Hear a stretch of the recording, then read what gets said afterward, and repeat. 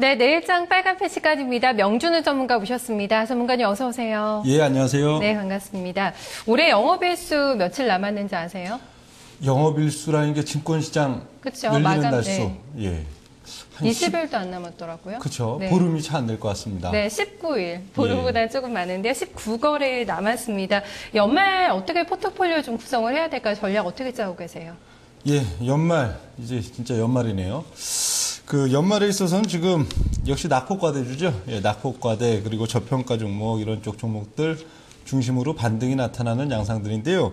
대체로 보면 그렇습니다. 과거 한 5년 이상을 놓고 봤을 때 그 연말에 그렇게 시장에 있어서 조정이 세게 나오는 경우는 또 별로 없는 12월 뭐 첫째 주나 요 정도 시점까지 별일이 없으면 연말까지는 어떻든 잘 올라가는, 그러고 뭐 신년이 돼서 조정을 받든지 그런 양상들이 있는데요. 그런 지금 연들을 봤을 때는 연말 뭐 지금 또 크리스마스, 연말 연시 이런 시점들을 시장이 이렇게 좀 굉장히 뭐 뉴스에 오히려 경제 뉴스나 증권 금융 뉴스가 이렇게 많이 나오는 양상들보다는 그냥 조용한 가운데서 저평가주 중심의 순환매가 좀 더 돌지 않을까 하는 생각은 들기는 합니다. 네.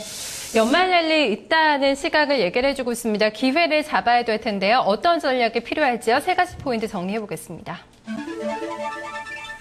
네, 먼저 첫 번째는 저평가 종목군들의 약진에 대해서 분석을 해주고 있습니다. 두 번째, 중기 버블 종목군들의 급락 역시 또 같이 이어지고 있는 현상이고요. 마지막으로 지수 답보 속에서 업종 간의 균형 맞추기가 나타나고 있다. 여기에 대해서도 좀 살펴보도록 하겠습니다. 전문가님, 이전에도 낙폭과대주들이 좀 몇 번 좀 반등했던 적이 이전에도 있었는데 그 강도나 기간 측면에서 이번에는 조금 다르다, 좀 이런 시각이 나오고 있는 것 같거든요. 어떻게 보세요? 그렇죠. 지금 보면 한 11월 중순 정도로 보입니다. 11월 중순 정도를 지금 기점으로 지수가 어떻든 지금 뭐 외국인 수급을 중심으로 지금 반등을 해나가는 가운데 보면 낙폭과대주라고 볼 수 있는 종목들, 뭐 조선, 철강, 화학, 그리고 금융주 이런 쪽들의 반등이 그 기간 중에 한 3번 정도 있었습니다. 3번에 있어서 지금 본다면은 오늘이 그래도 상대적으로 또 탄력이 좀 세게 나타나는 그런 양상들인데요. 네. 그 지금 저평가 종목군들이 상당히 약진을 한다는 게 첫 번째, 두 번째랑 또 세 번째가 느낌이 다르죠. 왜냐하면 지금 올 하반기에 있어서도 본다면은 낙폭과대주들이 반등을 한 차례 이렇게 줬다가 다시 꼬꾸라지고 하는 양상들이 계속 반복됐기 때문에 한 번, 두 번은 조금 의아해도 지금 오늘 같이 한 세 번째 반등이 또 나타난다 했을 때는 조금 의미가 다르다, 그렇게 지금 볼 수가 있는데요. 저평가 종목 약진은 그렇습니다. 뭐 외국인도 그렇고 기관도 그렇고 이제 포트폴리오를 그동안 좀 많이 고평가 돼 있던 업종들 그쪽을 팔고 낙폭과대, 특히 PBR 매력도, 실적은 아직 불투명하죠. 뭐 화학이든 철강이든 금융주든 실적은 굉장히 내년도 1, 4분기도 불투명한 그런 상황들 속에서 일단 PBR이 낮다, 이런 종목들 중심으로 지금 반등이 나오는 걸로 보이고요. 지금 뭐 자료화면 봐도 역시 그렇습니다. 오늘도 낙폭과대 좀 저평가 종목군들 중에서 본다면은 그 업종 대표주라고 볼 수 있는 뭐 화학 업종의 대표주, 철강 업종의 대표주가 오른 게 아니죠. 어떻게 보면 각 업종에서 가장 핫바리 종목이라고도 볼 수 있는 뭐 해운으로 본다면 STX 페노션, 그리고 조선에서도 좀 핫바리격인 STX 조선해양, 역시 화학업 중에서도 LG화학이나 이런 쪽들보다는 금호석유나 카프로 이런 종목들이 반등세가 많았다 하는 거는 1차적으로 낮은 PBR, 그동안 워낙 많이 빠져가지고 실적이 불투명하더라도 지금은 상당히 저평가 구간이다 하는 종목들 중심으로 반등이 들어오고 있다, 이렇게 좀 볼 수가 있겠습니다. 네, 낙폭과대주 섹터에서도 좀 덩치가 작은 종목들, 중형주의 강세가 특징적이었습니다. 반대로 지금 중기 버블 종목군들의 급락이다, 이렇게 얘기를 해주셨거든요. 뭐 대표적으로 대선 테마주나 화장품 이런 쪽 보면 될까요? 예, 근래 지금 본다면요, 이 오늘 같은 경우에는 상당히 저 PBR이죠. 가치주 혹은 그동안 워낙 많이 빠졌다는 그런 낙폭과대주들은 상당히 반등을 주는 반면에 밸류에이션 매력도가 부족한 상당히 좀 거품이 붙었던 라인들은 대형주, 중소형주, 뭐 테마주를 불문하고 좀 많이 빠지는 그런 이원화된 경향이었습니다. 버블이라는 건 그렇죠. 실적 모멘텀이 상당히 있더라도, 실적 기조가 작년도 올해 그리고 내년도도 썩 나쁘지 않게 계속 증가된다 하더라도 뭐 주가가 이미 2년 후에 주가가 가 있다. 밸류에이션 상으로는 한 다음 분기, 다다음 분기 이후에 이렇게 나타날 수 있는 주가가 이미 가 있다면 그 종목도 법을 주고요.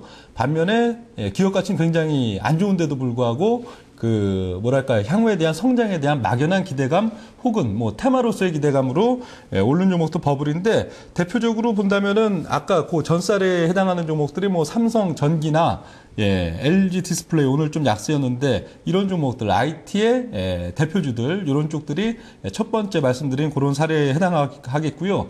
반면에 그 중대형주 중에서도 미래에 대한 막연한 희망으로 좀 많이 올라 있는 섹터는 제약이죠. 제약이나 음식료 이런 좀 방어주 차원들이고 반면에 테마주의 성격들은 또 그런 종목들이 되겠는데요.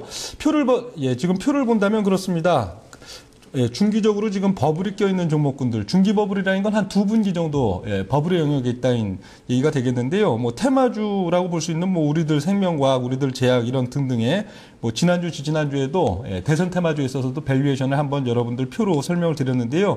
이런 종목들 외에도 중간중간 본다면 뭐 화장품주나 카지노주, 코스맥스나 GKL 그리고 저쪽에 뭐 하이마트나 또 한국화장품, 에이블 CNC 등등 상당히 꼭 테마주뿐만 아니고 중기적으로 한 분기 이상 상당히 고평가, PER에 있어서도 지나치게 높은 지금 평가를 받는 그런 종목들 중심으로 급락세가 나타났다는 게 상당히 특징이고 이게 지금 이원화되고 있는 게 이번 달 지금 초순, 중순 넘어가면서도 가장 시장의 특징이라고 볼 수가 있겠습니다. 네, 첫 번째, 두 번째 체크 포인트를 한마디로 정리를 해주신 게 세 번째 포인트가 아닐까 싶어요. 지금 업종별 좀 키 맞추기 장세가 진행이 되고 있는데요. 연장선으로 좀 흐름 보시는 건가요?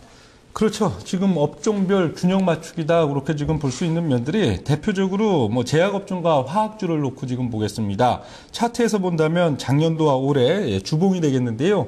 2년 동안 제약업종과 화학업종이 어떻게 움직였는가. 양쪽 모두 모멘텀은 없었습니다. 제약업종 같은 경우에도 올 지금 3분기, 4분기 넘으면서 상승세가 상당히 나타났어도 실적이 수반된 건 사실 거의 없죠. 실적이 이 4분기에도 올라오고 있는 제약주가 거의 없다. 반면 화학주도 마찬가지죠. 작년도 연초 그리고 작년도 연중부터 실적이 급격하게 빠진 이후에 올 연중에는 거의 실적이 답보 상태에 있는 그런 지금 영역대인데요. 양쪽으로 놓고 봤을 때 현재 그렇죠. 2012년 6월달 최근 두 개 분기 정도를 지금 놓고 본다면은 제약업종 같은 경우에는 제약업종 지수 자체가 2,800선에서 한 4,300선 정도로 50% 정도 올랐습니다. 반면에 화학업종은 두 분기 동안 거의 지금 답보하는 상태. 이렇다 보니까 기관이나 외국인의 수급 역시도 이제 상당히 좀 높은 가격대 밸류에이션 매력도가 좀 낮은 그런 단계에 온 업종, 제약업종을 팔고 오히려 화학업종을 산다든지 이런 양상이 되겠고요. 지금 뭐 워낙 많이 빠진 게 모멘텀이죠. 화학업종 지수도 지금 본다면 최근 4주 동안에 오른 폭은 아주 미미합니다. 아주 미미하지만 나름대로 종목들이 올랐다 그런 느낌이 드는 부분들은 워낙 그동안 낙폭이 컸기 때문에 거기에 기인한 면들이 상당히 많다고 지금 보여집니다. 네, 제가 단기적으로 일단 수익률을 내려면은 이런 흐름을 예상해 주셨기 때문에 낙폭과대 섹터에서 순환매를 좀 이용을 해봐야 되지 않을까 싶거든요. 내일장 어떤 쪽 공략해볼까요? 내일장 유망업종에 있어서는 낙폭과대 섹터들 중에서 증권업종이 되겠습니다. 증권업종 같은 경우에도 실적 모멘텀 없죠. 내년도 1, 4분기, 2, 4분기 역시나 없습니다. 없지만 뭐가 매력이냐. 역시 낙폭과대 그런 가운데서 PBR 매력도, 퍼 수준에 있어서의 매력도는 없지만 PBR 매력도가 지금 생기고 있다는 게 증권업종의 매력이라고 볼 수가 있겠고요. 현재 증권업종 주간 차트를 한번 보겠습니다.